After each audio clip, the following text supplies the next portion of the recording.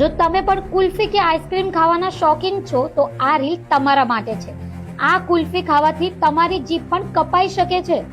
ગુલ્ફી ખાતી વખતે એની અંદરથી ભાઈ પતરી નીકળી અને જે ઘટના બનીને વિડીયો સાંભળીને ખરેખર તમે પણ વિચારમાં પડી જશો। અને જો કદાચ તમે પણ ગુલ્ફી કે આઈસ્ક્રીમ ખાતા હશો ને તો તમે પણ વિચારશો કે ખરેખર પતરી તો નહીં નીકળે ને। હા મિત્રો, અત્યારે હાલ જે વિડીયો સામે આવ્યો છે મિત્રો, આ વિડીયો સોશિયલ મીડિયાની અંદર ખૂબ જ વાયરલ થઈ રહ્યો છે।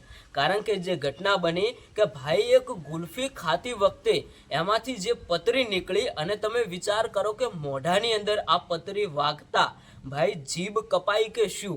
આ દ્રશ્યો બહુ જોવા જેવા હતા મિત્રો। આ વિડીયો એટલો બધો વાયરલ થયો કે ઘણા બધા લોકો એવું કહેવા લાગ્યા અત્યારના સમયની અંદર આપણે આઈસ્ક્રીમ કે ગુલ્ફી ખાતા હોય ને તો ભાઈ ખાસ કરીને સાવધાન રહેવાની જરૂર છે।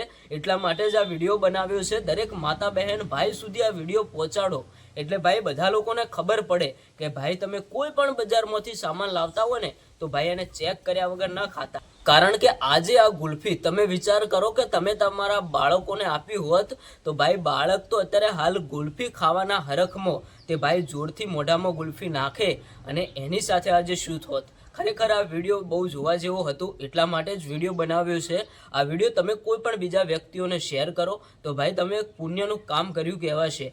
કારણ કે આપણે એવું પણ નથી કહેતા કે તમારે ગુલ્ફી ન ખાવી જોઈએ, પણ ભાઈ એવી ઘટનાઓ બનતી હોય છે, દરેક વ્યક્તિથી ભૂલ થતી હોય છે।